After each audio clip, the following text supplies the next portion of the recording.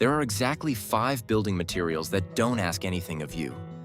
No repainting every decade, no replacing when moisture gets in, no watching them sag under a load they should handle easily. 5 materials that people have been pulling out of the ground and cutting into shape for thousands of years, because nothing engineered in a factory has ever matched what they do. This video is a complete breakdown of all 5. What makes each one physically different from everything else on a lumberyard shelf, and why the homes built from them are still standing when everything around them has been torn down. Before we move on, please take a moment to subscribe to the channel and like the video. Number 1. Natural stone. Granite, limestone, slate.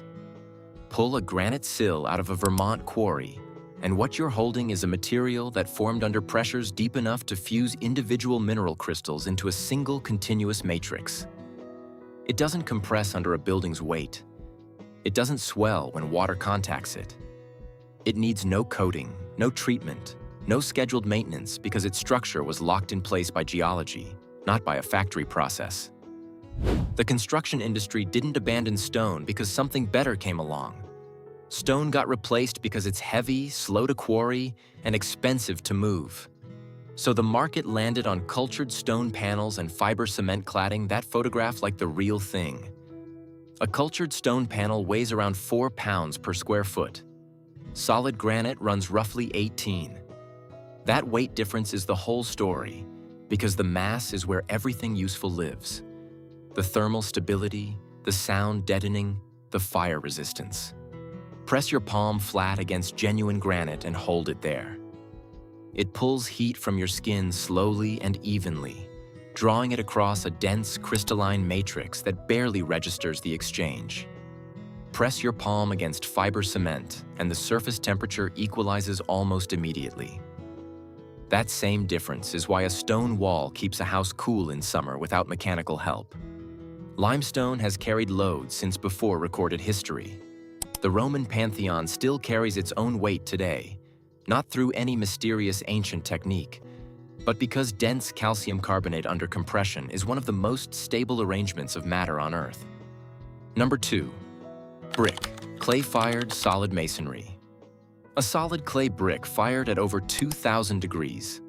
Fahrenheit isn't a building material the way a sheet of OSB is a building material. It's closer to a ceramic artifact. That firing process vitrifies the clay particles, fusing them into a matrix that water can't penetrate, insects can't eat, and fire can't meaningfully damage. The oldest fired bricks ever found date back roughly 5,000 years, excavated from the Indus Valley, and they're still dimensionally stable. What the modern construction market did with brick is genuinely strange. It kept the look and discarded the physics. Brick veneer, which covers the vast majority of new residential construction today, is a single layer of brick tied to a wood frame wall behind it. The wood frame carries the load. The brick just hangs there, contributing nothing structural, and when that wood frame eventually rots or shifts, the veneer cracks and separates from the building it was never actually part of. Solid masonry construction, where the brick itself carries the load, produces walls with compressive strength running between 1,500 and 3,000 pounds per square inch depending on the brick and mortar mix. Fire resistance ratings can exceed 4 hours in testing, not because of any additive, but because fired clay doesn't combust. Knock on a solid brick wall and it produces a flat, dead thud. Knock on brick veneer over wood frame and it rings hollow. That hollow sound is the sound of a wall doing nothing, sitting in front of a frame that's already counting down. Number 3. Reinforced concrete, high-quality mix. Plain concrete is ancient technology. The Romans mixed volcanic ash with lime and seawater to produce a hydraulic cement that's been sitting underwater in harbor structures for over 2,000 years without dissolving. What changed in the 1860s was steel reinforcement, which solved concrete's one real weakness. It handles compression easily, but cracks under tension. Put steel inside it and the steel absorbs the tension while the concrete handles the compression, and suddenly you have a material that can carry almost any load you put on it. Not all concrete does this equally well, and that's where most residential construction goes wrong. Cheap concrete poured fast, with too much water added to make it workable on a hot day. produces a porous matrix that lets moisture reach the steel inside. The steel rusts, expands, and splits the concrete from the inside out. That's not a material failure. That's a construction failure using a material that was capable of far better. High-quality reinforced concrete, mixed to the right water-to-cement ratio and properly cured, exceeds 5,000 pounds per square inch in compressive strength for standard residential applications. A properly poured concrete wall is cold to the touch in summer because it's absorbing heat rather than passing it through. It's also acoustically dead in a way wood frame walls aren't even close to matching. The Hoover Dam is reinforced concrete. The Panama Canal locks are reinforced concrete. Self-healing concrete mixes, already deployed in infrastructure across Europe and Asia, incorporate bacteria that activate when cracks form and fill the void before moisture ever contacts the steel. Number 4. Steel, galvanized or structural. Structural steel carries tension and compression in equal measure, which is why it forms the bones of skyscrapers and long-span bridges where masonry simply can't reach.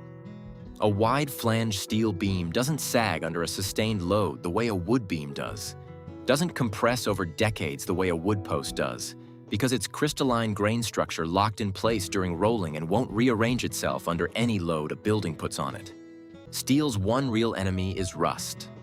Oxidation works inward from the surface, and without intervention, it reduces a structural member to flaking scale. Galvanization solved this by coating the steel in zinc, which corrodes preferentially, sacrificing itself so the steel beneath stays intact. A properly galvanized member in a protected environment runs 50 to 100 years before the zinc layer depletes, and in a dry interior application, it essentially never does. Standard A36 structural steel yields at around 36,000 pounds per square inch in tension, roughly 10 times what concrete can manage. High-strength engineered grades push past 50,000 pounds per square inch. That's what lets steel span distances that would demand walls several feet thick in masonry. The steel frame of the Empire State Building, completed in 1931, carries its loads today exactly as it did the day the ironworkers walked off the site. Unprotected steel does soften above 1,000 degrees Fahrenheit without burning, which is why fireproofing isn't optional on any serious structural application. Number 5. Old-growth hardwood, teak, oak, mahogany. Every serious pre-1940 building in North America was framed, floored, and beamed with wood that doesn't exist at any lumberyard today. Old-growth teak, oak, and mahogany grew for 200 to 500 years before anyone cut them, and that growth rate produced grain rings so tight you need magnification to count them accurately. That density is where everything useful in the wood actually lives.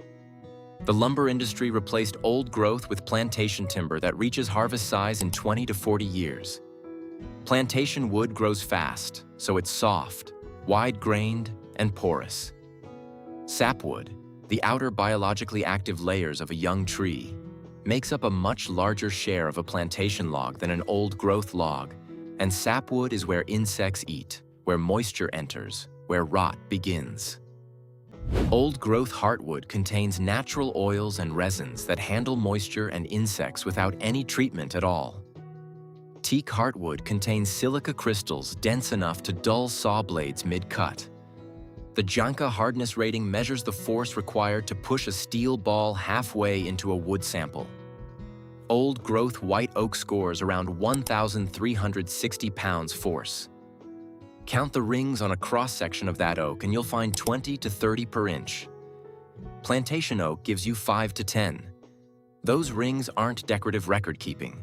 They're a direct measure of how tightly packed the cellular structure is, and old-growth Douglas fir beams pulled from demolished Pacific Northwest buildings have tested 30 to 40% harder than new-growth fir from the exact same species. Run the numbers over 100 years, and the wood frame house loses badly.